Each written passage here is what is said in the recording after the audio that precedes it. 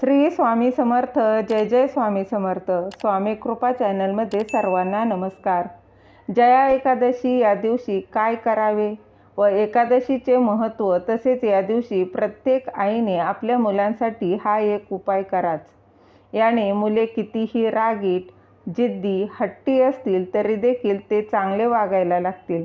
जाणून घेण्याआधी तुम्ही माझ्या स्वामी कृपा चॅनलला सबस्क्राईब नक्की करा. जया एकादशी ही दरवर्षी माघ महिन्याच्या शुक्ल पक्षातील एकादशी तिथीला येते. जया एकादशीचे स्वतःचे असे महत्त्व आहे. धार्मिक मान्यतेनुसार या दिवशी भगवान विष्णूंची पूजा विधिपूर्वक केली जाते. यासोबतच उपवासही पाळला जातो. जे लोक जया एकादशीच्या दिवशी विधीनुसार भगवान विष्णूंची पूजा करतात त्यांच्या सर्व मनोकामना पूर्ण होतात. यासोबतच सर्व पापापासून मुक्ती मिळते.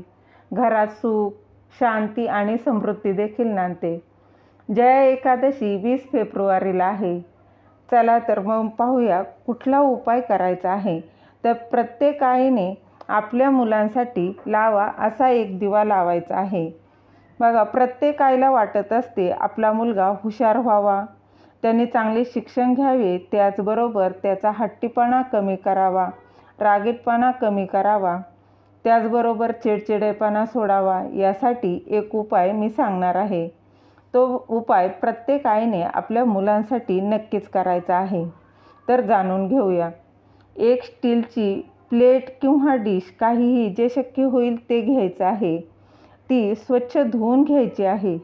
त्यानंतर त्या डिश किंवा प्लेटमध्ये हळदीने स्वस्तिक काढायचे आहे. हे स्वस्तिक फक्त हळदीनेच काढायचे आहे, कारण हळद ही श्री विष्णूंना प्रिय आहे. त्यानंतर स्वस्तिकला हळदी कुंकू लावायचे आहे व त्यावर एक मातीची पंती किंवा दिवा, जो तुम्हाला शक्य होईल ते घ्यायचं आहे व त्यात 2 वातींची मिळून एक वात तयार करून घ्यायची आहे व त्या दिव्यामध्ये साजूक तूप टाकून प्रज्वलित करायचे आहे व तो दिवा त्या डिशमध्ये ठेवायचा आहे व डिशसहित तो दिवा आपल्या घरातील देवघरात ठेवायचा आहे व मनोभावे प्रार्थना करायची आहे. आईने आपल्या मुलांसाठी जी काही इच्छा आहे ती देवासमोर बोलायची आहे. हा दिवा तुम्ही सकाळी किंवा संध्याकाळी जेव्हा तुम्हाला वेळ भेटेल तेव्हा तुम्ही लावू शकता. त्याचबरोबर मुलांच्या प्रगतीसाठी, यशासाठी मनोभावे प्रार्थना करायची आहे.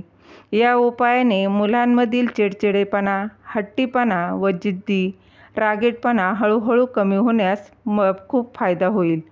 तसेच ते चांगला अभ्यास करून त्यांची प्रगती देखील होणार आहे. अगदी साधा व सोपा हा उपाय आहे.